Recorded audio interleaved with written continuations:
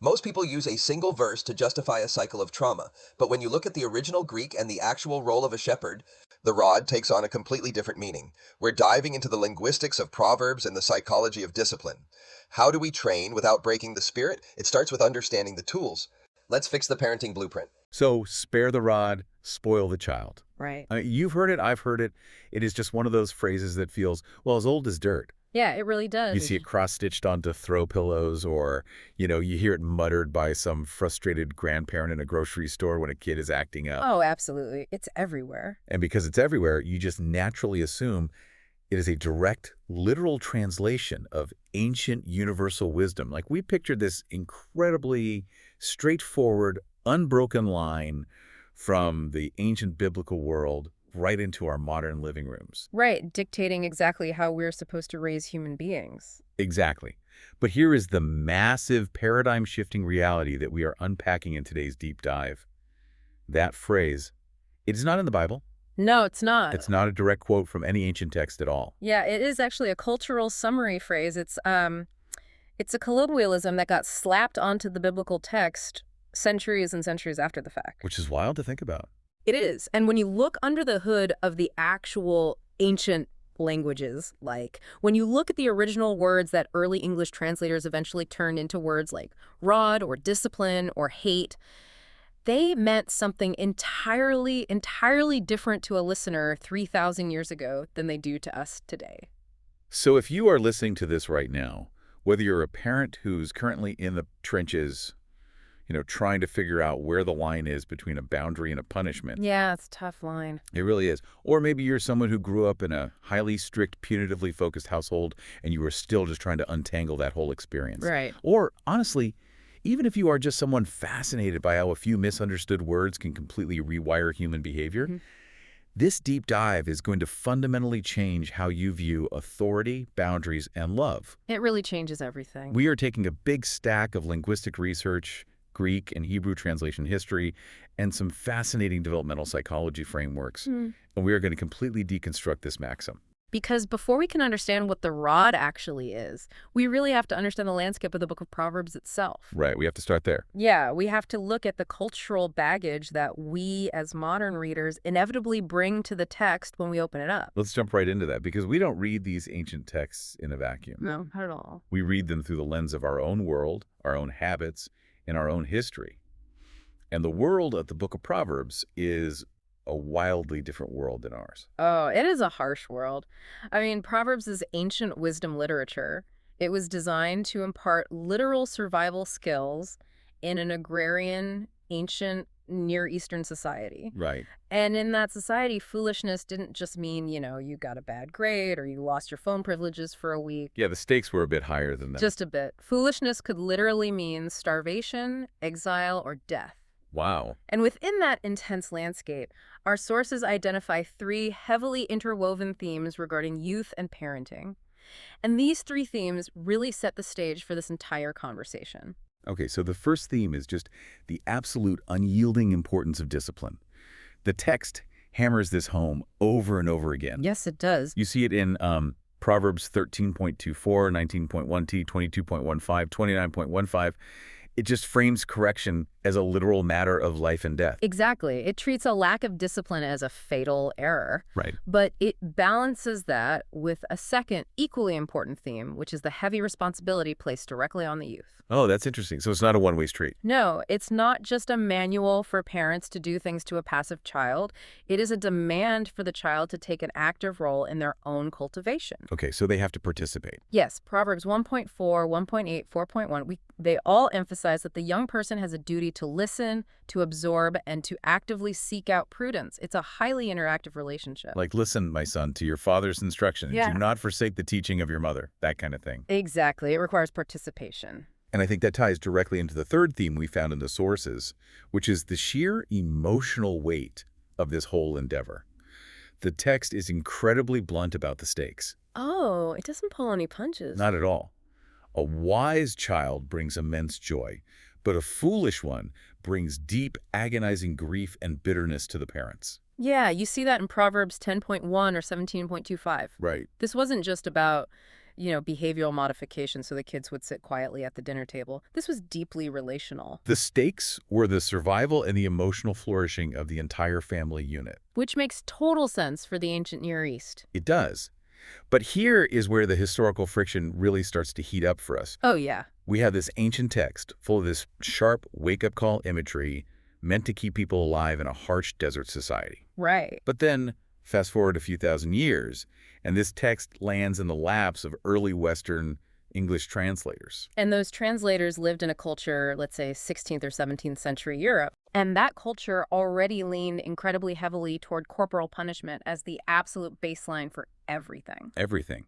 Child rearing, schooling, the justice system. Yeah, physical punishment was literally the air they breathed. It was the standard mechanism for maintaining social order. So when these translators are looking at ancient Hebrew and Greek words about correction and guidance, they don't envision a holistic mentorship program. No, they envision the Bert switch hanging on the wall of the grammar school. Exactly. They use English words like strike, rod, and chastise, and their readers just automatically map their own punitive culture onto those words. They inadvertently created a massive feedback loop. A feedback loop.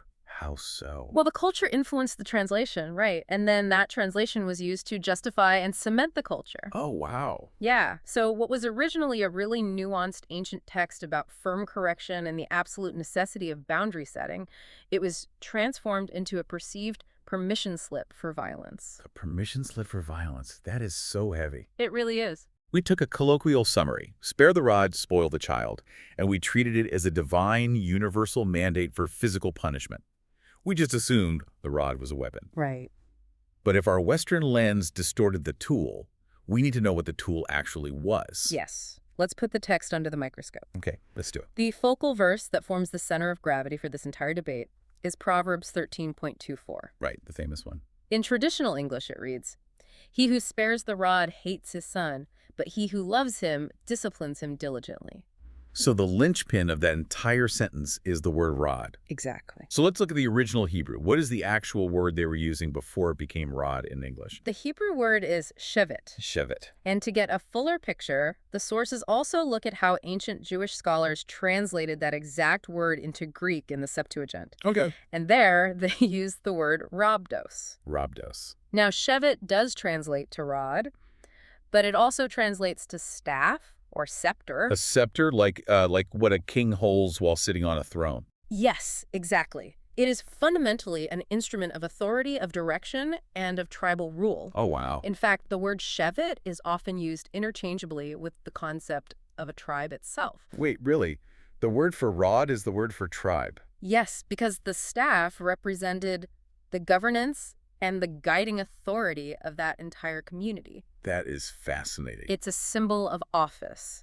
It is not merely or even primarily a weapon designed to inflict pain. Right. And rhabdos in the Greek carries that exact same conceptual weight. Okay, this completely changes the visual in my head. How so? Well, because our modern visual of the rod is a parent holding a paddle or a switch or a belt. Right, a punitive tool. Exactly. Like, But the primary context for a rod or a staff in the ancient Near East was a shepherd managing a flock out in the wilderness. oh, absolutely. The shepherd is the ultimate archetype of authority in that culture. And think about how a shepherd actually uses a staff. I mean, they don't walk around beating the sheep to make them comply. No, they'd have a very injured, very terrified flock if they did. Right. They use the staff to gently tap the flank of a sheep to redirect it when it starts wandering toward a cliff. Yeah. Or they use the crook to hook a lamb and pull it out of a thorn bush. The staff is used for protection, for guidance, and for rescue. Exactly. The staff is the visible manifestation of the shepherd's vigilant presence. Oh, I like that. When the sheep see the staff, they don't feel terror. They feel security. They know the boundaries are being maintained. I want to build on that idea of boundaries because this analogy came to me while looking through the source material, and it just clicked. Okay, let's hear it. Think about a treacherous, winding mountain road. You know those highways carved into the side of a cliff with massive 1,000-foot drop-off? Yes, absolutely terrifying to drive on. Right, terrifying. Now, imagine driving that road in the pitch black, in the pouring rain, with zero guardrails. My anxiety would be through the roof. Exactly. Every slight turn of the steering wheel feels like life or death. Yeah. The rod, in this ancient context, is the guardrail on that mountain road. Oh, that's a great way to look at it. Its primary function is protective authority. Yeah. It is there to enforce a boundary for the child's own safety. It's the thing that intervenes and absorbs the impact before the child drives off the cliff and destroys themselves. That is a highly accurate way to conceptualize shebet. Yeah. Definitely. Because, look, while a shepherd might use that staff forcefully, say, beating off a wolf or a predator if the flock is in immediate mortal danger, the force is directed at the threat, not at the sheep. Right. You don't punish the car with the guardrail. Which is... The guardrail is just there to keep the car on the mountain. Yes. So the rod represents authority, limits, accountability, and protection. It's a boundary marker. Okay, so if the rod is a tool of protective guidance rather than a beating stick, then the action we are supposed to take with it, what the English translation calls discipline, must also be fundamentally redefined. It has to be. This is where the English language really works against us, I think. Oh, absolutely. To modern ears, the word discipline is almost entirely synonymous with punishment. Like, if someone tells you the HR department is going to discipline that employee, or the principal had to discipline my kid today, your brain immediately jumps to a punitive consequence. You assume someone is having pain inflicted on them in some way. Right, whether that is physical pain, social embarrassment, or a financial penalty. We hear discipline and we think retribution. We view it as a transaction of pain for a misdeed. Exactly. But that is not at all what the ancient text is communicating. So what is it communicating? When we look at the Greek word used for discipline in this context, the word is paiduo. Paiduo? Yes, along with its related noun, paide. Okay, so what does paiduo actually encompass? It fundamentally means to educate, to instruct, to train up, and to nurture children. Nurture? Yes. It refers to the entire holistic upbringing of a young person. It is about shaping their character, their intellect, and their morals. Wow. And what is incredibly telling here is that this ancient Greek word, paiduo, is the exact etymological root of our modern English word pedagogy. Wait, really? Pedagogy? The method and practice of teaching. Yeah. That is a staggering shift in meaning. It really is. We went from a word that means the art of educating and mentoring a human life to a word that modern society uses to mean inflicting a penalty. It completely reframes the objective of the parent. It does. Pedagogy is about cultivation. Yeah. It's about walking alongside someone and providing corrective guidance so they can actually mature. It is an investment of time and energy, not just a quick, angry reaction. Okay, hold on, though. I have to push back on this a little bit, just based on the sources. Sure, go for it. This idea of holistic mentorship and pedagogy, it sounds beautiful in theory, it sounds very enlightened and gentle. Right. But if we're looking at the whole book of Proverbs, there are verses that are incredibly abrasive. Yes, there are. Like, what do we do with Proverbs 23.13 and 14? Ah, yes. That verse explicitly says, "Do not withhold discipline from a child, although you strike him with a rod, he will not die.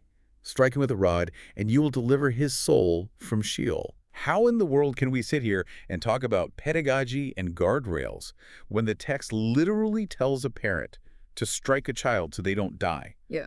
That sounds like physical assault, not a mentorship program. It is a vital question, and honestly, it is usually the first roadblock people hit when trying to reconcile this text. I can see why. To understand that verse, we have to return to the specific genre of ancient Near Eastern wisdom literature. Okay. These texts relied heavily on extreme hyperbole to communicate urgency. Oh, like a shock jock tactic to get the reader's attention. In a way, yes, it's wake-up call imagery. I see. While paiduo certainly can include strict chastisement, it's not always just a gentle conversation. The ancient ear did not hear inflict arbitrary physical pain when they read those words. What did they hear?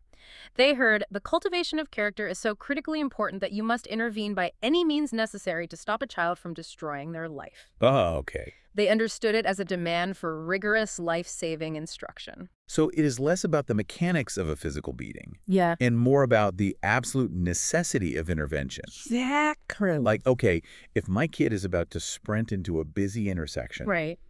I am not going to gently use my words to invite them to reconsider their trajectories. No, you're not.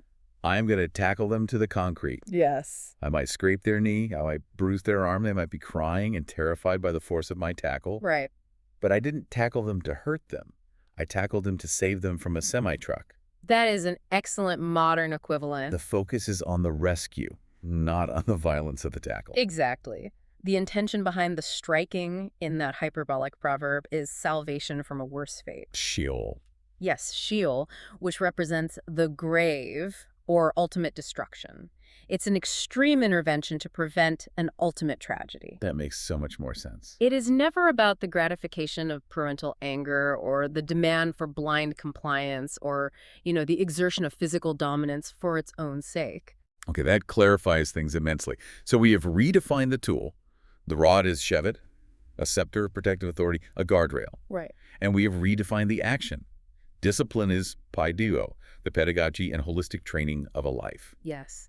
Now we have to look at the emotional and moral engine driving this proverb, because Proverbs 13.24 hinges on a really intense contrast. It really does. It says, "He who spares the rod hates his son, but he who loves him disciplines him diligently." And this is where the translation reveals a profoundly psychological insight. Because in modern English, the word hate implies active, burning malice. Yes, it does. If I say I hate someone, it means I detest them. I wish them ill. I might actively plot their downfall. Right. But that definition of hate makes zero sense in the context of a parent who is simply being too lenient or sparing the rod. No, it doesn't fit at all. I mean, most permissive parents don't actively detest their children. Usually, they're just trying to be their kid's best friend. And that is exactly why we have to look at the Greek translation of that word in the Septuagint. Okay, what is the word? The Greek word used for hate here is miseo. Miseo. Yes. And unlike our English understanding of active animosity, miseo has a much broader and arguably much more chilling meaning in this context. Chilly. How so? It means to regard with less affection, to esteem less, Oh. or, most importantly, to treat as unimportant. Wow. To treat as unimportant, that is heavy. It is a sin of omission, not commission. Right. And to really understand the weight of miseo, we have to look at the word it is contrasted with. The Greek word used for love in the second half of the verse. Which is? Agapao. Agapao. Yes. Agapao does not mean a warm, fuzzy feeling. It means to deeply value someone, to manifest generous concern for their ultimate well-being, and to be unwaveringly faithful towards them, even when it is difficult. So agapao is generous concern and faithfulness. It is an action. Nice. And miseo is treating someone as unimportant. It's apathy. Exactly. There is a concept from the developmental psychology notes we reviewed for this deep dive that perfectly illustrates this dynamic. Yeah. Oh, yes. The programming concept. Right. The concept of no wasted programming. This is a crucial framework for understanding modern parenting dynamics. It really clicked for me. Think about the human brain, especially a developing child's brain, like a complex computer system. Okay. Everything you input into that system is programming. The conversations you have, the rules you enforce, the affection you show it, is all writing code. Right. It's all building the system. Yeah, but here's the kicker. Not inputting anything is also a form of programming. Yes. If you leave a computer system open, unmonitored, and unguided, you aren't leaving it in a neutral state. You are actively programming it to be vulnerable to whatever malware, viruses, or bad actors come along. Exactly. The psychological reality is that neglect is a form of programming. It is the programming of a vacuum, and vacuums always get filled by something else. Exactly. So think about a parent who avoids correction. Maybe they are passive. Maybe they are highly permissive. Or maybe they're just terrified of conflict and want to keep the peace at all costs, so they never set a boundary. Right. That parent usually thinks they're being nice. They think they're choosing love over strictness. But according to the psychology and according to this ancient text, they are actively programming the child for failure. Because they are teaching that child that boundaries do not exist. Right. That their actions have no real-world consequences. Yeah. And most devastatingly, they are teaching the child that they are not worth the effort of a difficult, uncomfortable conversation. When you synthesize the moral framing of the entire verse with this psychological reality, the true meaning just crystallizes. It really does. Proverbs 13.24 has absolutely nothing to do with parental anger or punitive violence. It is entirely about parental responsibility and engagement. So to spare the rod, to withhold that protective boundary, to abdicate your role in paideia and pedagogy, is to treat the child as if they are fundamentally not worth your time and effort. Exactly. It is avoidance masking as kindness. Wow. You aren't sparing the child. You're sparing yourself the hard work of parenting. Precisely. The text is delivering a blunt, severe condemnation of a parent who is passive, absent, or apathetic. This is the biggest takeaway for me so far. Yeah. The parent who refuses to correct, who refuses to guide, is essentially saying, your future does not matter enough to me to endure the discomfort of setting a boundary right now. Yes. Therefore, the opposite of discipline isn't kindness. The opposite of discipline is neglect. That is the core truth buried beneath the centuries of bad translation. Avoidance is not love. Right. Refusing to be the guardrail is a profound form of cruelty because it leaves a developing human completely unequipped to navigate a dangerous, unforgiving world. Okay, so having established the true linguistic and moral meaning of the text, this incredibly beautiful, demanding framework of pedagogy and generous concern, we have to look at the real-world fallout of getting this translation wrong. Because ideas have consequences. Ideas have consequences. Theology has consequences. What actually happens to a human mind, to a developing child, when they're raised by parents who genuinely believe this ancient text is a mandate for harsh physical punishment and authoritarian control? This is where we have to shift entirely into the lens of developmental psychology. Right. Because the consequences of taking spare the rod literally and punitively are profound. They are highly documented, and they are deeply damaging to the human psyche. The sources outline this so clearly. When you use these verses to justify a modern framework of harshness, you create what psychologists call a false economy in parenting. A false economy, that's the perfect term. Right. Because fear, which is the primary currency of harsh, punitive discipline, is highly effective at creating one specific thing. And immediate compliance. Yes, immediate compliance. If you scream at a kid, or if you threaten them with physical pain or humiliate them, they will almost certainly stop doing the annoying behavior in that exact moment. They freeze. Exactly. And in the short term, the parent feels successful. The parent got quiet. The parent got control. It buys compliance. Right. But it completely and utterly fails to create maturity. And maturity, the internal cultivation of wisdom, character, and self-regulation, is the entire stated goal of the book of Proverbs. Exactly. The text wants to build a wise adult, not a terrified child. So you get the illusion of a good kid, but you haven't actually built a functional, morally independent human being. No. You've just built a hostage. You've built a hostage. And the toxic fruits of that hostage environment are absolutely devastating. What does that look like? Well, when a child is raised under what experts call anxiety-based morality. Anxiety-based morality. Yes, where they only do the right thing because their nervous system is terrified of the physical or emotional consequences of getting caught. Good. It physically and psychologically warps their development. Let's unpack that a bit. Sure. What does anxiety-based morality actually look like in the day-to-day life of a kid? When a child operates from a place of chronic fear, their brain is constantly relying on the amygdala. The survival center. Exactly. They are in fight, flight, or fawn mode all the time. Wow. Because of that, they cannot access the prefrontal cortex, which is where empathy, logic, and true moral reasoning actually occur. So they aren't even capable of learning the lesson. Right. They don't learn why an action is wrong. They only learn that the action brings pain. Right. And this inevitably breeds a culture of deep secrecy. Because the goal isn't to be good. The goal is just to not get caught. Exactly. And that secrecy leads directly to what psychologists call a fractured identity. A fractured identity. That sounds incredibly heavy. How does that fracturing happen? Well, when a child is forced to comply entirely through fear and the threat of the rod, they learn very quickly to split themselves into two distinct people. Right. They curate and present the compliant, perfect, obedient self to the parent.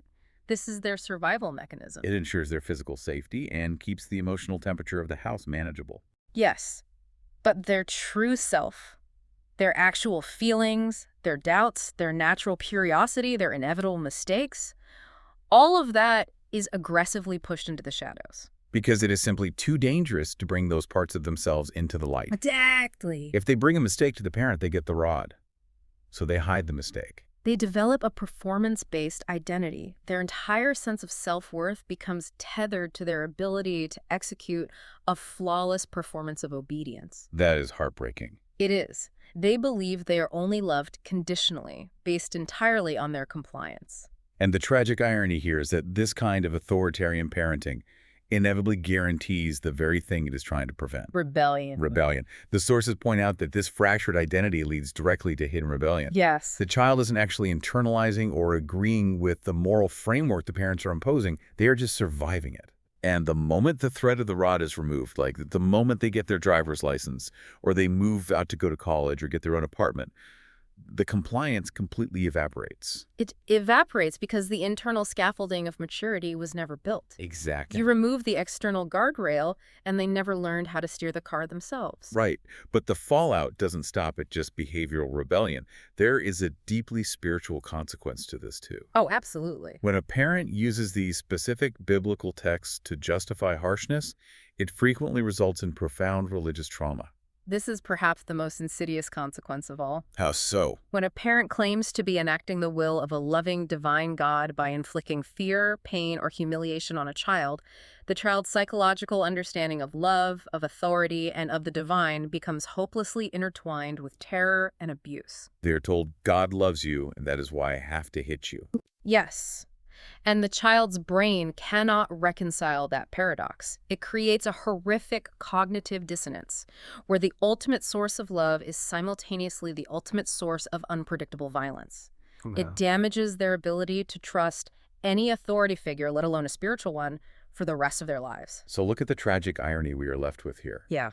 By misapplying the proverb, by taking a cultural summary phrase in a bad translation and using it to force obedience through fear, the parent achieves the exact polar opposite of the proverb's true original goal. They subvert the text entirely. Right. The stated goal, outlined beautifully in verses like Proverbs 23.24, is the joyful, wise, and flourishing child. The text says, "The father of a righteous man will greatly rejoice." But a regime of fear produces a fractured, resentful, anxious adult. It destroys the relationship it was actually meant to protect. To really bring this all together and to understand how the original ancient audience would have processed this concept of discipline, we have to look at the ultimate archetype of authority presented in these texts. Yes, we have to look at the theological blueprint that underpins the whole thing. This feels like the anchor point for the whole discussion. It is, Okay. because within the biblical worldview that produced Proverbs, the ultimate model for parenting, the ultimate model for any authority, is how that authority reflects the character of God himself. Right. The text continually compares a human parent's discipline to a divine father's love. It connects the two inextricably. It does. Therefore, human discipline must be perfectly consistent with the character of God as it is presented in those same texts. Yes. If the human application contradicts the divine character, the human application is wrong. Right. And divine discipline, as understood in this ancient biblical framework, is always fundamentally characterized by justice. Okay. It is deeply corrective, yes, but its ultimate non-negotiable goal is always restorative. Restorative, meaning it aims to heal. Yes. It aims to bring the person back into wholeness, back into right relationship with the community and with themselves. Exactly. Therefore, by its very definition, biblical discipline is never abusive. It is never arbitrary. And it is never designed to humiliate. Right. God's discipline always has a redemptive aim.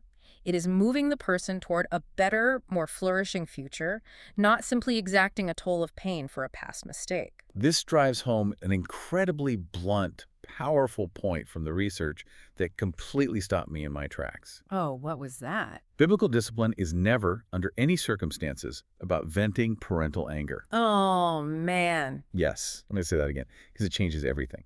It is not about venting parental anger. It is entirely about shaping the child's future. It is a profound and vital distinction.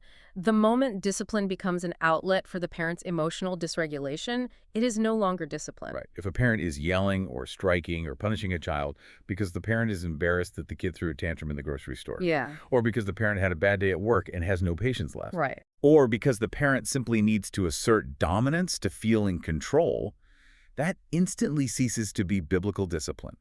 Period. Exactly. It is no longer pay duo. It is just a larger, stronger human being losing emotional control and taking it out on a smaller, weaker human being. Now.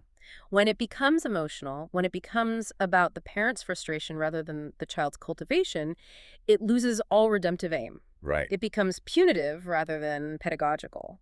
It stops being the guardrail keeping the car on the mountain, and it just becomes a weapon used to smash the windshield. That's a great way to put it. True discipline must be purposeful versus emotional. It requires the parent to be the most regulated person in the room. Beautifully put.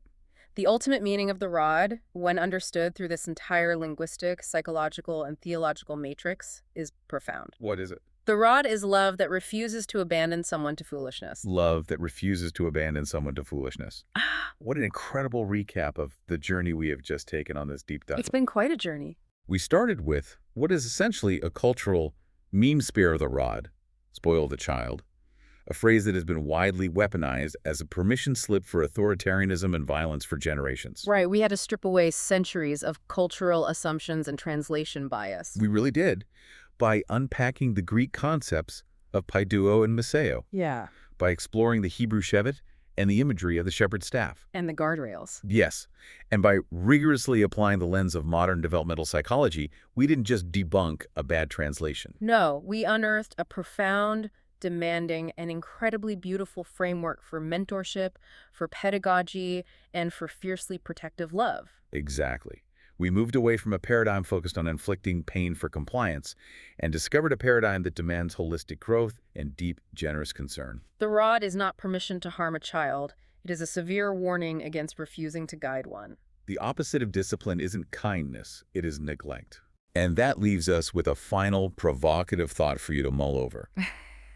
Because this conversation isn't just an intellectual exercise about ancient Near Eastern languages or translation history. No, it applies directly to how we move through the world today. Right. If the true original meaning of the rod is active guidance, intentional boundary setting, and generous concern, and if withholding that rod is actually a form of deep, destructive neglect, I want you to look at your own life right now. It forces a very uncomfortable but necessary self-audit. It really does. Look at the relationships around you, whether it is with the people you mentor at your job, the people you lead in your community, the children you are actively raising. Or even the boundaries and the discipline you set for your own personal habits. Exactly. Where are you currently withholding the rod of constructive discipline? Yeah. Where are you staying silent out of a false sense of kindness or a fear of conflict, when what is really required in that moment is the courage to guide? Where are you choosing the quiet ease of apathy over the messy, hard, beautiful work of paideia? Exactly. Sometimes the most loving thing you can do is be the guardrail. Thank you for joining us on this deep dive. We encourage you to keep asking why, to keep challenging your assumptions, and to always, always look beneath the surface of the words you take for granted. Until next time. Thank you for watching. Please like, subscribe, comment, and most importantly, share this video with someone who needs to hear this message. God bless you.